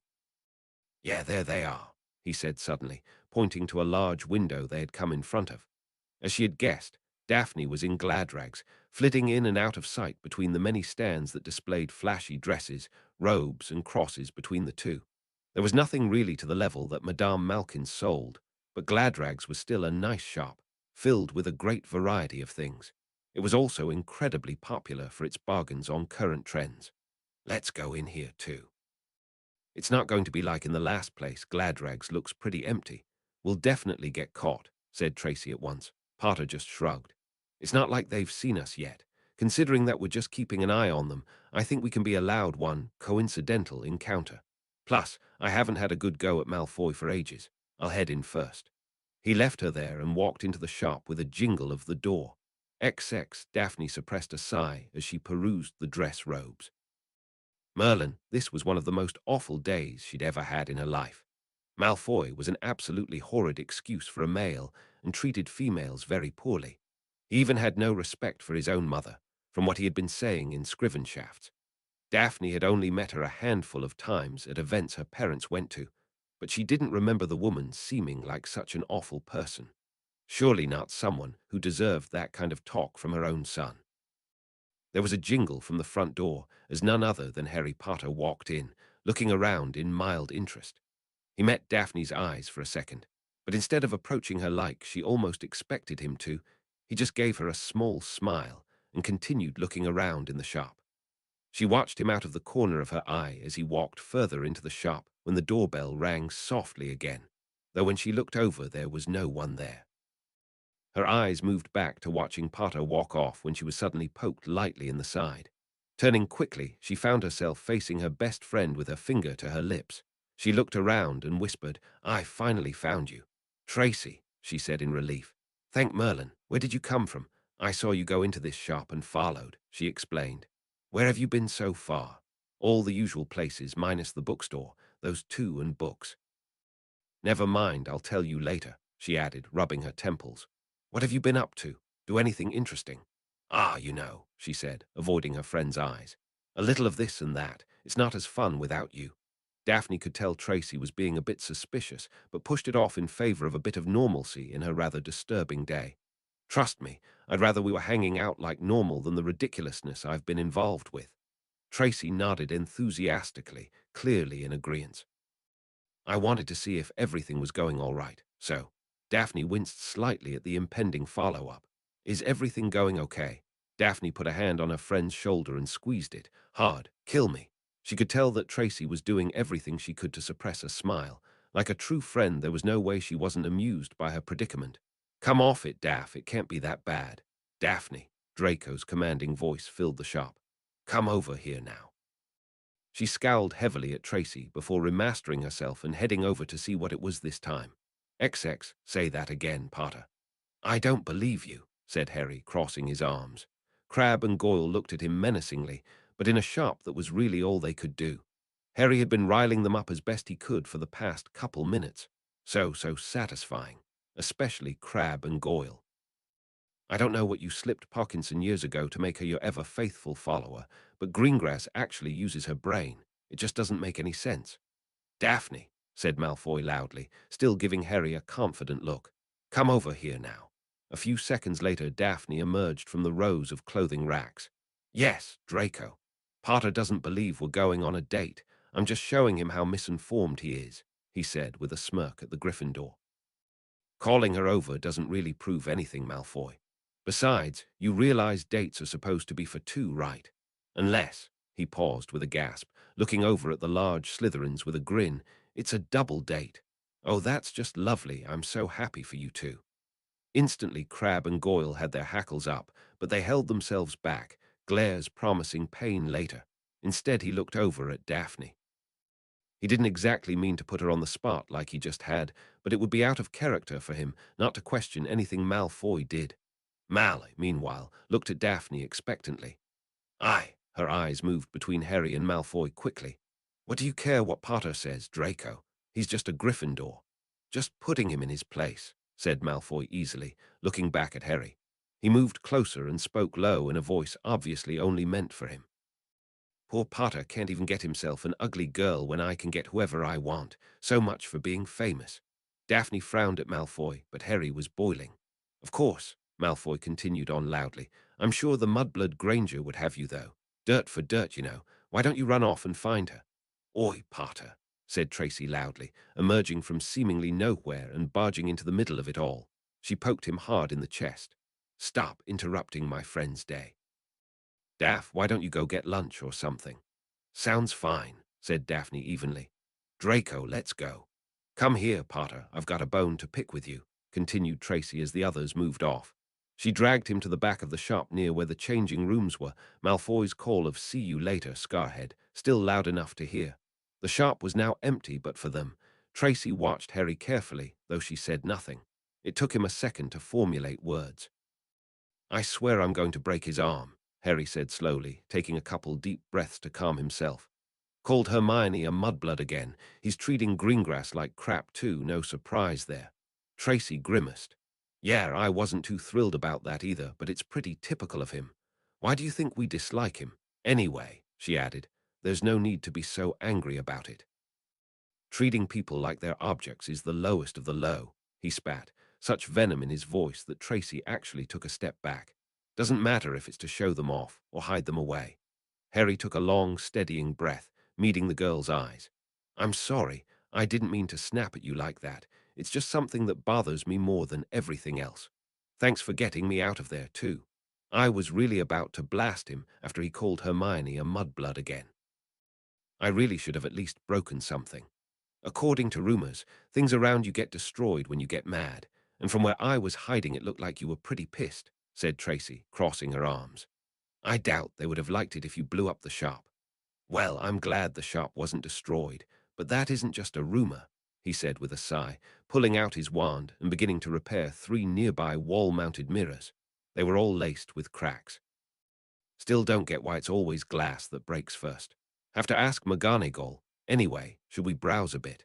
At Tracy's raised eyebrows, Harry continued. Well, why not? Daphne and Malfoy are going to get lunch at the Three Broomsticks, which is completely packed right now, so it's not like they'll be leaving any time soon. This place isn't very crowded, and I want a new shirt to replace one that's been magically repaired way too many times. He sighed at the look she was giving him. We don't have to stay if you don't want to. Whatever, just be quick about it, Tracy said dismissively after a few seconds, moving off to look at a rack. Harry just grinned, following her into the forest of clothing. Today was turning out a lot more fun than he originally thought it would be. Roman 20, Roman 20. We spent way too much time in there, said Tracy, walking quickly to the Three Broomsticks Inn. Hey, you were the one having all the fun, said Harry defensively. I was done in 30 seconds, a minute max. Tracy said nothing and just sped up a tiny bit more. Where did you learn about girl fashion anyway? I thought you grew up in a muggle closet, she grudgingly asked under her breath as they slowed down considerably. The area around the Three Broomsticks was much more crowded with people walking in and out of the place or just milling about after a good meal. Me telling you that you look good for nearly an hour means I know girl fashion. Harry posed skeptically. They really had lost track of time. He just kind of went with the flow. Tracy just hid an embarrassed expression. Anyway, you go in first and find a seat somewhere in the back or out of the way, and I'll come in a few minutes after. Don't worry about it, I'll find you. Good. Just don't be obvious about it. Daphne and Draco both think I tore into you earlier. She brushed out her curls and walked into the inn. Harry leaned against the far wall, away from the windows in the front of the building. Every time the front door opened, a wave of cheerful sounds escaped. The Three Broomsticks was easily the most popular inn around. Even though it was technically out in the middle of nowhere, it was connected to the Flu network, and that basically made it as close to the rest of the world as anything else was really. The inn got at least 3 times the patronage that the Leaky Cauldron got, and Harry had never seen that place less than completely packed. Having counted to 200, he walked over to the door and went inside, pulling up short as he crossed the threshold. Bloody hell, he muttered, moving to the side to get out of the way of anyone else coming through the door. The main room of the building was at least twice the size it had been the last time he had eaten here. To his right was the long winding bar where Madame Rosmeter reigned supreme alongside one other bar girl he'd never seen before. To his left was the larger part of the room where there were dozens of tables filled with patrons, students, and not. The tables by the window were higher than the others, with high stools for seats. The middle of the room held normal tables with chairs. Finally, the walls were lined with booths. That was all normal, only now there was just more of it. The really different bit was the entirely new second floor that overlooked the main room. It had a staircase that could be reached from the back of the room. The ceiling had been raised significantly to give the room a very spacious feel. To complete the space, straight ahead against the back wall next to a hallway that led to the rented rooms was a small desk where a young woman sat, cheerfully reading a magazine. She caught Harry's eye and smiled at him before returning to her magazine. Not having seen Tracy but noticing Malfoy and Daphne almost at once, Harry walked to the back desk. He coughed lightly to get the receptionist's attention. Sorry, welcome to the, she began as she quickly put her magazine down, but then pulled up short when she saw who it was. Oh, hi, Harry Potter, he said with a grin. Marcel. The girl looked a few years older than him and had dark hair and hazel-colored eyes. Something I can help you with? Yeah, what on earth happened to this place? He asked. Like it, do ya? She said, clearly in agreement. Rosie just had it renovated over the summer because patronage is way up these days, especially after the Triwizard tournament. We've even had a bunch of rooms added as well, and all the old ones touched up, she said, pointing to the hall beside her. The second floor is really nice too. You get such a great view over the main room. Are you one of the additions as well? Asked Harry, grinning at her enthusiasm. She nodded. Yep, Rosie's been a really great friend to me while I was at Hogwarts, and she told me she was looking for someone to help out a bit, and I wanted the job. There are a few other girls who are waitresses, but she still does all the hard stuff herself, though. I just sit at this desk and deal with the rooms. Isabelle is the new bartender. She's from France, she added, rolling her eyes as she drew out the word. Her accent has been drawing boys by the bucket load. Harry smirked at the group of guys who Isabelle was chatting up at the bar, barely paying attention to what they were drinking. Did all French girls have that effect? He thought of Fleur, who he hadn't seen since June, but then he was suddenly reminded of her slightly disturbingly obsessed younger sister and gave a mental shudder. He pulled himself back to reality. Well, I've got someone I need to meet now, but I'll definitely see you around, said Harry. It was nice meeting you, Marcel. Cheers, Harry, she said brightly. Come visit any time. I will, he said, walking over to the bar. Hi, Rosie. I saw you chatting up my clerk, Harry, said Rosmeter, leaning forward imperiously. It had the effect of enhancing the already substantial cleavage she was showing with her low-cut dress. Rosmeter was certainly more than easy on the eyes. Still, Harry did his utmost to keep his fixated on her own green ones. And since when did you call me Rosie? Love what you've done with the place, he said evasively. Must have cost a lot, I reckon. Never you mind about that, said Rosmeter easily. Did you want to order some food? Yeah, but I also need a dish for a girl, and I've got no idea what she likes. I don't feel like she's a bird about it, though, he said, trying to puzzle out Tracy. I doubt she took the time to actually get herself anything when she came in. I've been doing this for long enough, Harry. I'll figure something out. Harry dug out a galleon and placed it on the table for her. I also have no idea where she is in this place, he started, but at the look he was getting changed course immediately. But I'm sure that won't be a problem for you. I'll take 2 butter beers as well. Picking up the 2 large mugs, Harry made his way up the wide wooden steps to the second floor. It was much quieter than the first one, likely due to some type of muffling charm, though there was still the constant buzz of pleasant talking. There were a number of tables up here that hadn't been filled, though they were spread around fairly evenly. There were tables against the railing, overlooking the main room, and more intimate booths against the wall. One glance around was all it took to spot Tracy sitting all the way at the last table that was overlooking the room below. She was positioned so that it would be difficult to see her from below at least.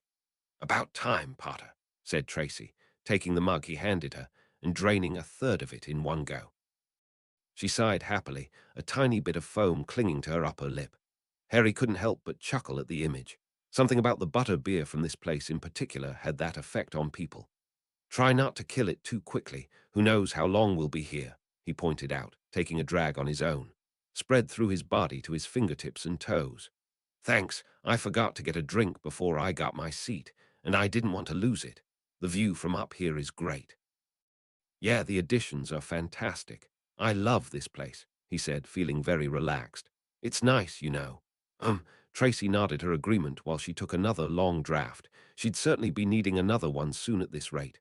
So how's she looking down there? Asked Harry.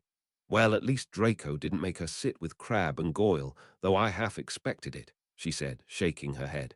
They're actually a whole 4 tables away. I managed to talk with Daphne and Gladrags while you were distracting Draco for a bit.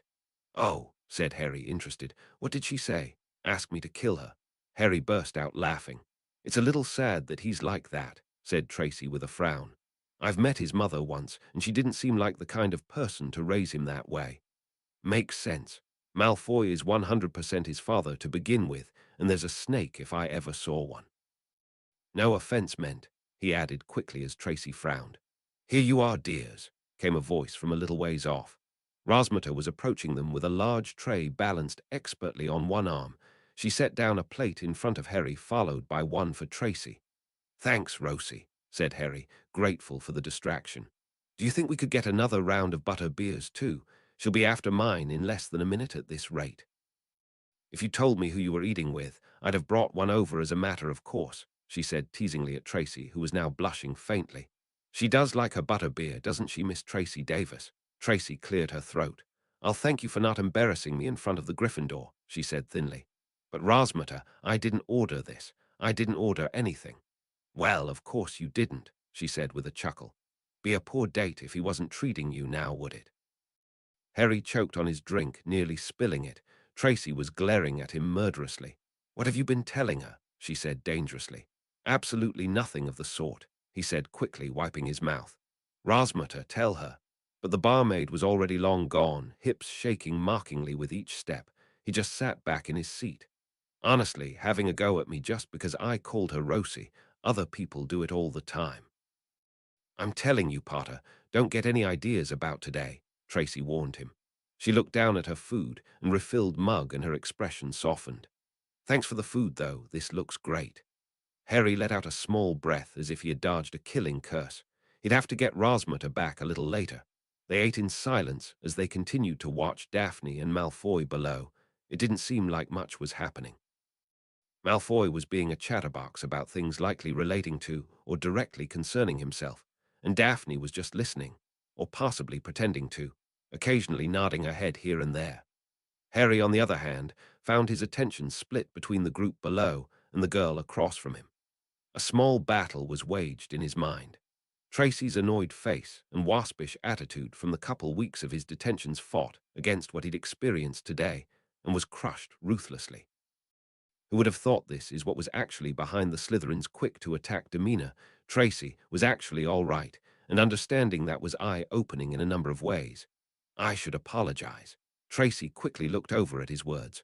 "What? You aren't the kind of person I figured you were from detention," he clarified. "I should have tried to get along with you more without already preparing for a fight." "I didn't give you much of a chance to," she said, looking to the side. "Exactly fair for you to say that. Still, I guess I'm glad you didn't chase me off earlier." "Oh, I tried," Tracy said dryly. "You just wouldn't leave. I have been known to be kind of stubborn." Tracy said nothing, but it didn't bother him. He wanted to get the thoughts off his chest, and he felt better for it. Casting his gaze back over the banister, he voiced another wonder. "Is it the same with her?" Tracy looked over in confusion, having been paying attention to the pair below. "Daphne," he elaborated. "Greengrass, what's she like?" "Ah, like that," Tracy said flatly, her thumb vaguely gesturing to the girl below. "No, not that I mean when she isn't like that," Harry elaborated. "What makes you think that isn't who she really is?" said Tracy at once. "You don't know her at all." "True," he replied, sipping his butterbeer. The corner of his mouth turned up into a grin. "But after today I know you're secretly nice, so odds are she is too. Best friends and all that."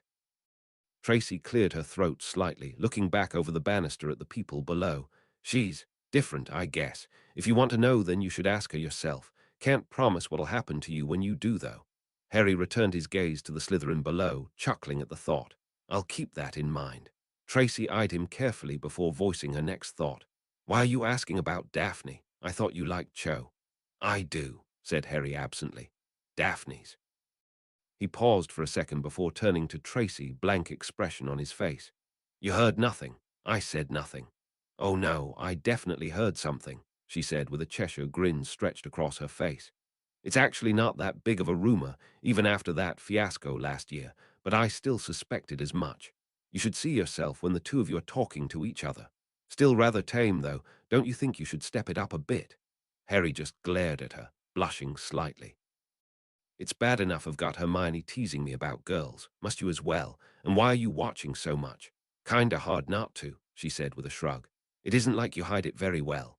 Harry couldn't help but laugh a bit despite the embarrassment. Still, he was more than willing to change the topic. "We never finished talking about classes before," he said evasively, remembering that they had been cut off. Tracy blinked. "That's right. You're completely skipping one of your classes. 3, actually." "Well, technically 2, he amended. As expected, Tracy did not disappoint with her response. "What?" Harry nodded. "Yeah, history of magic and divination," he said, counting them off. "I've only gone to the first class of each. Never went back, not doing any of the assigned work. You have no idea how much easier it's been making my life with the amount of work everyone else has been giving. Still a lot of work to do, but it's manageable now. Also plenty of time to work on my own stuff too." "But this is our OWL year," she said quickly. "You'll fail." But Harry was shaking his head. "I'll actually probably do better. History of magic is just like story time with a textbook," he began, ticking the class off on a finger, "and it's so dull you want to destroy your brain just for something to do. Beyond boring, and I've got it first period twice a week." Barely anyone can stay awake for it to begin with, and we always end up begging Hermione for help at the end, where we scrape by. I know the topics that will be covered on the OWL, so I can just study them in depth at a much more reasonable time of the day and never have to hear Bin's voice again. That class needs more life to it, literally. He put up a second finger. Honestly, I should have dropped divination for something else at the beginning of fourth year, but it was easy to bullshit, and I had it with Ron not to mention the tournament. Anyway, divination is useless unless you're actually gifted with it. I'm not. Also, if you haven't heard, Trelawney dramatically predicts my death in practically every single class, not even subtle about it. Hello, Harry. You're going to die in a horrible way today. Spooky, spooky, drama, drama. Take care. She does that, said Tracy in shock. That's dreadful. It's bloody annoying, is what it is. Scared the hell out of me when I first joined the class, but I got used to it really fast. I'm done with her. I thought you said it was 3 classes, Tracy said when he didn't continue immediately. Well, to be honest, I was actually kicked out of defense against the dark arts. Harry took a swig of his drink, as punishment for how I acted on the first day. I know there's rumors about why I'm not there, but that's the short of it. Kicked out. I've never. How do things like this happen to you so much? Tracy said in wonder. That's just crazy, isn't it? But I'm not going to fail the defense OWL, he said with a shrug. Defense is my best subject, always has been, and probably always will be. I practice new stuff all the time and I'm miles ahead of where the class would be anyway. Besides, I'm not sure if you'd noticed, but Umbridge isn't teaching anyone anything to begin with. She's dragging everyone down to somewhere it'll be nearly impossible to recover from. Tracy glanced over the railing and put her utensils down, leaning back in her seat. She let out a depressed puff of air, the look she was giving him now positively woeful. I'm worried, she said, disheartened. Her posture was laced with anxiety. Really worried. Daphne is too, as little as she might show it. Defense is really important. You learn a lot about undoing damaging spells and curses, not to mention some of the more useful spells to defend yourself with. But we've never had a good defense teacher before except Lupin, really, and he focused a lot on dark creatures. We're never going to pass that OWL, even with the extra studying we're doing to make up for it. There's really only so far you can get through self-study without already being a natural at the subject. Even then, how would you know if you're doing anything right? Just because you can cast a spell doesn't mean you're actually good at it. Harry considered the girl before him with a frown. It was easy to see the Slytherins, who as a whole always gave him an extremely hard time, as an entirely different group. But in the end, they were the same as he was, students. Since his first day at Hogwarts, in the same way that he was forced to deal with the downright awful professors and ridiculous assignments, so were they. Tracy felt trapped, much like Hermione had earlier on. It was a humbling realization in a way, the only real difference. That woman is genuinely trying to prevent us from learning any magic whatsoever, and we can't do anything about it. Was that Hermione had him? Listen, he said, causing her to look up. Tomorrow morning at 11 in the Hog's Head, we're having a meeting about a way to deal with Umbridge. Tracy looked at him in surprise. We're Me, Ron, Hermione, and whoever else she's gotten around to inviting, though I've got no idea what kind of numbers to expect, he explained. I doubt anyone's invited any Slytherins, so you two would probably be the only ones. Us too, said Tracy in confusion, still lost. You and Daphne, who else? He said pointedly. And anyone else, I suppose, as long as you can promise they'll keep quiet. Dunno who that could be, but I'll trust you to make a good decision. You'll trust me. Yeah, and don't worry, if anyone gives you hell about being there, they'll have to deal with me. I'll run it by Daphne later, she said slowly, still giving him an odd look, bemused even. Harry looked over the railing. It looked like Malfoy was finally leaving, Daphne making no attempt to move from her seat. So the date was finally over, it seemed. Malfoy's leaving. I'll send Daphne up here. No doubt she'll need someone to talk to. Ah, today was fun, he said, eliciting a surprised look from her as her voice cut off. Let's do this again, yeah. Don't forget about tomorrow. 11 in the Hog's Head. See you there. And he walked off, depositing his plate in a plastic bin for dirty dishes. Harry made his way through the crowd smoothly, dodging students and other patrons alike to bring him beside Daphne. He stopped at her table and leaned over a bit. Second floor, all the way at the end. Daphne made to say something, but he had already moved off to the bar. He had one more stop to make before heading out. Who knew where Ron and Hermione were? No doubt they were wondering where the hell he had gotten off to. He suddenly realized that he had completely ditched them both for his impulsive adventure. Crap. Then again, if either of them were true to their characters, Ron was stuffing his face somewhere, and Hermione was still reading in the bookstore. Still plenty of daylight to spend with them. Something else for you, Harry, dear. You really nearly got me killed up there, you know, he said with a small glare to the cheery woman. What would you have done if she threw me over the railing? Had someone clean up the mess and bill her for the damage, said Rosmerta simply. Right, remind me never to die in your wonderful establishment, he said with amusement, glancing back up at the balcony. XX, second floor, all the way at the end. Potter was there, and then gone in a second, giving her no time to respond as she watched his retreating back. Curious about what he had just said, she glanced up to the second floor, and to her surprise saw what was unmistakably the back of Tracy's hair, just poking up over the top of the railing. She could make out the rest of her outfit through the individual spokes. Placing her plate in a dish bin, she took her half-filled mug through the crowd and up the stairs with her, noticing the drop in volume almost immediately. Tracy. Tracy was sitting at the last table, head buried in her arms, though her left hand was still wrapped around her mug. Sitting, Daphne immediately noticed how warm the chair she'd taken was, as if it had been occupied until very recently. Tracy still made no indication that she knew she was there. Hey, don't ignore me. Ow, ow, ow, ow, said Tracy loudly as Daphne pinched her arm lightly. All right, I'm up. You should be nicer to me. I had a really confusing day. Ah, but I won't even pretend to have gone through what you just did. Draco Malfoy, Daphne began, her knuckles white as she clutched her mug, is the most deplorable human being I have ever met. Forget about all of his worthless qualities. Not once did he ask me anything about myself. Not once. He just strutted around and showed off his wealth like I should be impressed by it, and himself, the paragon of the purebloods, showing pretty me off like I was a damn prize. Little bloody, Daphne's voice ground away into dark muttering. Sounds like it was worse than it looked. Aye, and he brought Crabbe and Goyle with him. Who does that? She continued, her voice back to full.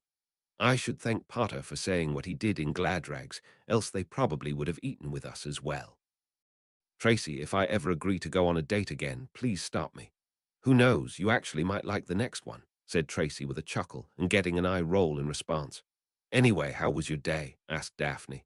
What did you do before we bumped into each other and that whole thing in Gladrags? Actually, she added in confusion, how did Potter know where you were sitting? Well, I might have been sitting with, him, she said slowly, carefully focusing on her mug. You were sitting with him. Daphne's eyebrows had gone up quite a bit. Harry Potter. At Tracy's nod, she just continued. Why? Well, I couldn't just after all. It's his fault, really, tagging along like that. She finished in annoyance, still not meeting Daphne's eyes. Was she getting a bit pink? Tracy, English, please. I spent the morning with him, she finally admitted. And it was actually fun. Daphne was just giving her the most baffled look she could make. From the beginning, please.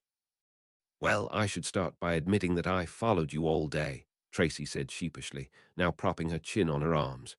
I didn't trust Draco after you left with him and those idiots on what was supposed to be a date, so I grabbed a daily profit from breakfast and sort of followed you. Daphne looked at her blankly before bursting out laughing. You are the best friend ever, you know that. Tracy looked away, highly embarrassed, though the smile was evident on her face. None of us noticed you at all, even though Crabbe and Goyle were there. Daphne suddenly laughed again. They actually had a use but failed. Somehow that's even worse than them just being there. Actually, if it had been just me, I probably would have been found out really fast, said Tracy, half explaining, half apologizing. I jumped on the idea of following you, but was really obvious about it. Potter saw me hiding across from the first shop you four went in almost immediately and came over talking to me. I thought he was going to blow my cover, but it ended up being fine. Before I knew it, he was the one following, and I was doing my best to keep up with him. He's way better at being stealthy than I am, probably from all that sneaking around he does at Hogwarts. You and Harry Potter followed us around from the very beginning, Daphne said blankly. She wasn't sure whether to be impressed or upset. I was just planning on staying outside all the shops, but Potter actually pulled me into Scriven shafts while you four were there. We were listening to Draco ask you what you thought about that quill with the gold inlays. Okay, that's scary, said Daphne, thinking how close they must have been. Wait, then that means that in Gladrags, all planned for me to talk to you for a few seconds, we thought you could use a little breather from constant Draco. That's mental. Yeah, well, Tracy shifted a little uncomfortably. At first I was really mad at him for barging in and not leaving me alone, but after a little while we started talking about random stuff and walked around like normal people. And then Gladrags. Tracy shook her head. Potter was just shy of hexing Draco for how he was acting. I got him out of there, not you guys. He calmed down after a bit anyway while, yeah, she finished suddenly. Daphne wasn't fooled, though, having seen this very thing before. Tracy, spill it. We did some clothing shopping, she muttered. What's so bad about that? Daphne asked. Tracy was determinedly not meeting her eyes. Tracy, I tried stuff on, she said slowly, biting her lip, and he might have made a passing observation or two. Daphne opened her mouth to speak, but held back as her friend continued in an even smaller voice. At my request. Let me get this straight. You tried things on for him to look at, Daphne deadpanned. Tracy nodded, looking to the side. I mean, he was there so it would have been a waste not to. I wanted opinions. For how long? We were in the Three Broomsticks for a while. Dunno, about an hour. Wasn't really paying attention, she mumbled. And then you had lunch with him until just now, Daphne continued. Nod. Did he pay? A hesitation, but finally a nod. And you were alone with him from a few minutes after you got to Hogsmeade. Nod. Daphne crossed her arms. Tracy, that's a date. Is not. Sorry, Tracy, but yes it is. Daphne suddenly grinned, despite the whole crazy idea of her best friend going around with Potter. You had an unofficial date with Harry Potter. First date, too. Tracy's eyes actually went wide for a bit before she sighed resignedly. You suck. So, what do you think? It was a mark of their friendship that Daphne wasn't teasing her. Tracy looked genuinely thrown off from today's events. I dunno. After everything I've ever heard about him, I just wasn't expecting this. I haven't been treating him very well either during his detentions. He had every right to be cold to me, but wasn't at all. He even apologized for not being more open-minded to us getting along. Well, I'd be really careful about keeping this quiet, if I were you, Daphne continued. You know what the house will say if any of them find out. Yeah, it's bad enough for them that I'm a half-blood, she said with a frown. It was probably the only reason that Tracy, who was easily likable in general, was so disconnected from her housemates. The moment they had discovered her father was a muggle, it had caused her a lot of problems. Not so much that everyone in the house instantly despised her. As a matter of fact, Slytherin House was much more tolerant of half-bloods than most believed. It was just that the most bigoted purebloods in the house were often the most vocal and coincidentally carried the most political power among them, not to mention money. They held sway whether they used it or not. Stop. You know how I feel about you getting all mopey about that crap, Daphne said sternly, scowling at her, and Tracy just shrugged. It was an old argument between the two of them. Anyway, Potter invited us to a meeting happening tomorrow about the defense classes. 11 o'clock at the Hog's Head, that seedy pub on the other side of the village. Looks like they've got an idea of how to take care of the huge problem everyone is having. Potter invited us, said Daphne in surprise. I suppose I can understand you, but why me?